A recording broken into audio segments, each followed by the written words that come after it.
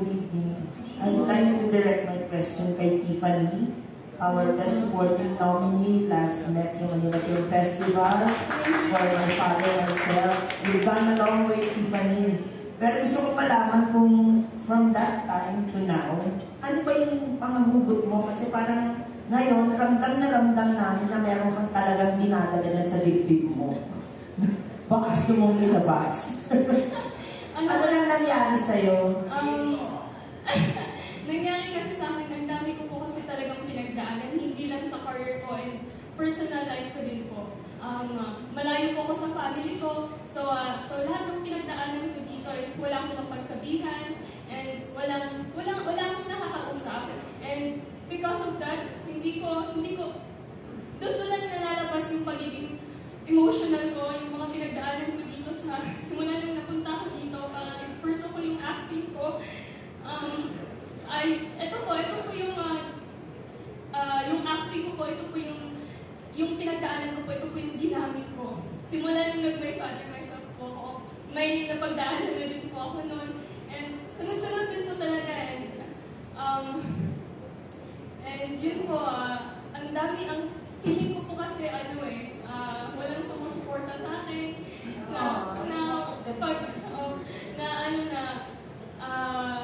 may mga anxiety ako na nararamdaman, and ang hirap ko mag-open up sa mga tao na ganito yung nagkaroon ko, ganyan. So, yun po, kaya emotional po ako ngayon kasi while I watch the movie po, like for example, gumagawa po ako ng movie, pag pinapanood ko sila ulit, bumabalik yung character ko, bumabalik yung mga ginamit ko na hugot pa sa pag-iyak.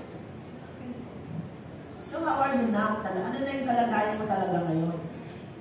Kasi I'm worried for you, Sa ngayon po, okay naman po. Nasa ano lang ko lagi. Nag-focus na lang po talaga ako sa career ko. And ngayon po nag-focus din ako sa school ko kasi nag-aaral ako ulit. And yun yung way ko para maging busy ako, hindi ako mag-iisip ng kahit ano. Good luck and more power again. And see you sa mas marami pang magagandang mga projects. Okay. Direk, nabasa po namin na nag-graduate ka ng film sa US, di ba? And you were doing mga commercials ba and music videos. Pero bakit po ito yung pinili niyo na genre na gawin ngayon sa pelikula? I grew up watching, ano po ako Viva. I grew up watching Viva films when I was a kid. Mga drama ng Viva, Sharon Cuneta, ganyan. So, I grew up with that. Yun po yung parang foundation ko. That's why I wanted to go in films. So, given the chance na nagkaroon ako ng pagkakataon, para kung pinalikan ko na kung saan ako nanggaling, which is yung dapat maglaman ng kumpa. Thank you. Sa nala, bakit daw yung bakit daw naging pink yung purple na stuffed toy? Ano nangyari doon? Sa ilaw po yun. Sa ilaw po. Ilaw lang yun? Kasi nakita kasi, di ba? Ang ilaw. Wala, ilaw. Yeah. Ba't parang nag-change ng dress yung stuffed toy? Charot. Okay, thank you po and congratulations po. Maganda yung movie. Thank you. Thank you. That was Miss Pilar Mateo Matao. Up next, we have Dominic Ray of Showbiz Landia and About It Tonight. Ayun, Direk, congrats sa first film mo. Thank you po. Ang ganda ng kwento. Punit na langit, akala ko pera yung title. Oo, pero talagang pinulit-pulit mo si Tiffany Craig, Direk, ha? Kakaloka, ha? O, yun. Basta maganda pagkakadirect mo. At saka, gusto ko yung kwento. Maraming salamat. Yes. Ang question, kahit si naman, si Aaron ba o si Chester? Si Chester ba yung galing, grabe ko madyo? Ha? Nakakaloka. Ito yung matanong na Viva Max. Ano ka ba? Chester, di ba? Ang galing ko madyo? Nakakaloka dahil paano mo siya tinulungan? Paano mo siya tinulungan doon? Nirehearse po. Hindi nga. Yeah, mas all rehearsed po. Oo. But video pa sa mga love scene po natin, i-rehearse it po para during the take, mabilis na siya doon. Kasi as much as possible sana, hindi na makababad yung mga stars natin sa mga pasistelang eksena. So we do that before scene, kung gaano kabilis. As you can see, like yung difference po yung mga love scenes natin there's looking ako sa kay Aaron po. You can see this, malabada lang siya. Mas nararamdaman mo yung may pagka-romantic po siya. Romantic siya. Well, yung mga eksena po ni Chester, makikita nyo talagang rough talaga.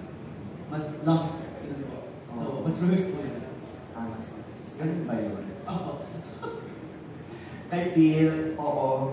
Totoo yung nag-worry kami nga diba dun sa pagbubukang bibig mo ngayong gabi awat sa mga pinagdadaanan sa personal naman ang pribado mong buhay.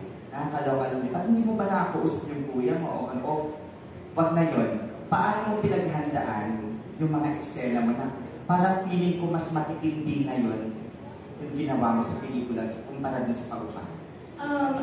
Ito po, ito yung kumpara po sa paupahan na yun po yung pinakaunang movie ko, which is launching movie ko, yung paupahan. And thankful ako kay Louie, Direct Louie also na tinutulungan ako sa first time ko din magbigay. And may pinagdaanan din po ako noon, and yun din po yung ginamit ko as my character, para magiging okay talaga yung scene. And dito naman po sa Punit na Langit, sobrang hirap talaga.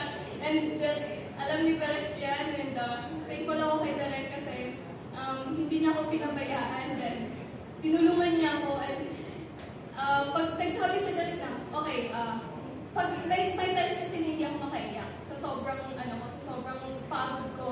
And Direk, kakausapin ako ni Direk, sabi niya, okay, isipin mo lahat ng pinagdaanan mo in real life. And doon na po ako pupost na po yung luha ko until matapos na po yung scene.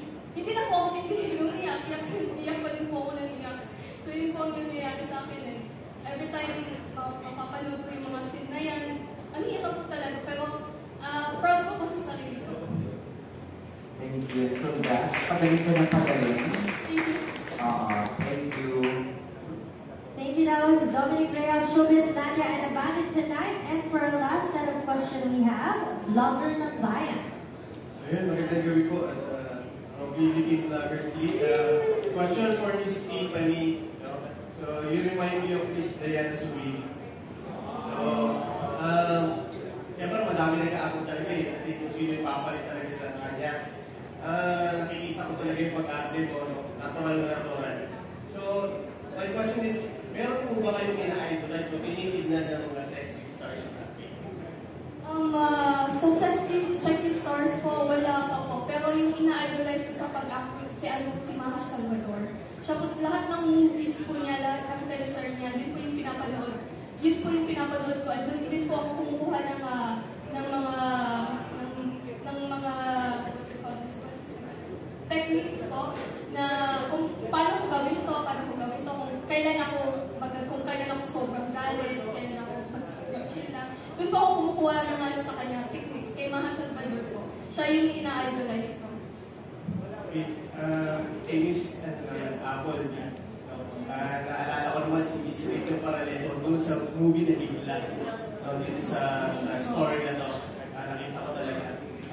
Ngayon, sino po ba yung inulo? Either sexy star or movie actress? Si Marian Rivera po.